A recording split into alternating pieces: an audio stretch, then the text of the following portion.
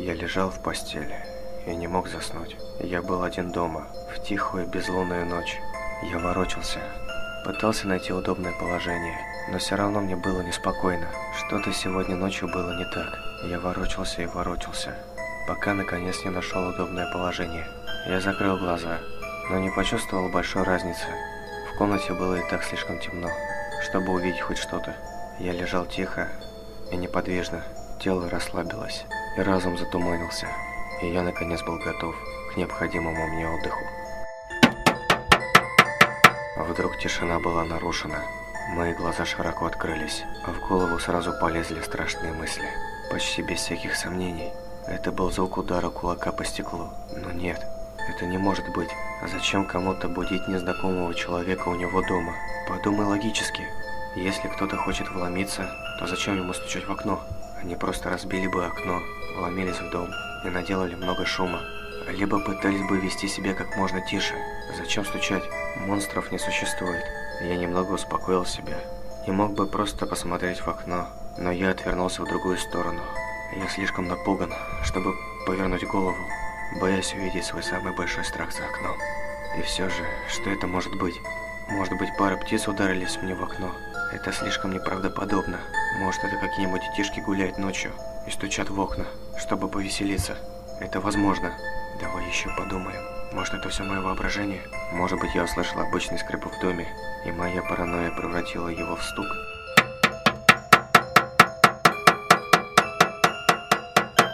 Нет, определенно это не мое воображение. Эти чертовы дети постоянно шалят. Они не сдадутся, пока не получат какой-то реакции. А может быть, какой-нибудь ужасный урод стоит на улице, который только и ждет, когда я выйду, чтобы напасть на меня. Не будь параноиком. Кроме того, он снаружи, а я внутри. Пока я не услышу треск стекла, я знаю, что я в безопасности. Монстров не существует. К тому же, я еще не совсем сюда переехал. Может быть, эти дети поймут, что я крепко сплю, и оставят меня в покое. Нет, это не могут быть дети. Ни один ребенок не будет так долго ждать, только ради того, чтобы разозлить кого-то. Им бы просто стало скучно, и они двинулись бы дальше. Но что это тогда? Почему серийный убийца из всех людей на свете выбрал именно меня? Подумай логически. Монстров не существует. Не будь параноиком. Они снаружи, я внутри. Пока я не услышу треск стекла, я в безопасности. Но если это не монстр и не убийца, тогда кто? Просто притворись, что крепко спишь, и может быть он уйдет. О боже, я не могу не думать об этом стуке. Я ненавижу этот непрекращающийся стук. Пожалуйста, уходи. Оставь меня в покое. Я теряю надежду. Кто бы это ни был, он собирается зайти внутрь и сделать со мной что-нибудь ужасное. Выдохни. Теперь сделай глубокий вдох. Я ощущаю, как сердце выскакивает у меня из груди. Просто расслабься. Монстров не существует. Помни, они снаружи, ты внутри. Пока не услышу треск стекла, я в безопасности. Повторяй это. Не позволяй страху победить себя. Просто делай вид, что спишь. Не шевелись.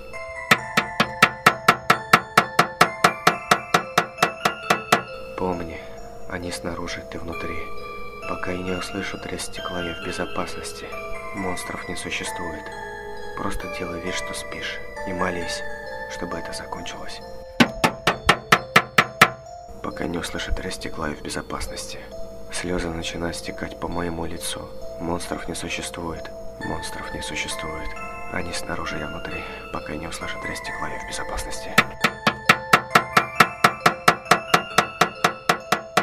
Я больше не могу это выносить. Я сойду с ума, слушая этот стук. В конце концов, если я посмотрю, кто там, я успокоюсь, сделаю глубокий вдох и повторяю себе еще раз. Они снаружи, я внутри. Пока я не услышу треск стекла, я в безопасности. Я делаю еще несколько вдохов. Мое сердце стучит с такой силой, что готово вырваться из груди. Я медленно поворачиваю голову к окну. Мое сердце останавливается, и я слишком напуган, чтобы кричать или пошевелиться. Я повернулся к окну и увидел бледную фигуру со светящимися глазами, смотрящими сквозь меня, прямо мне в душу. Ужасная ухмылка расползается по его лицу.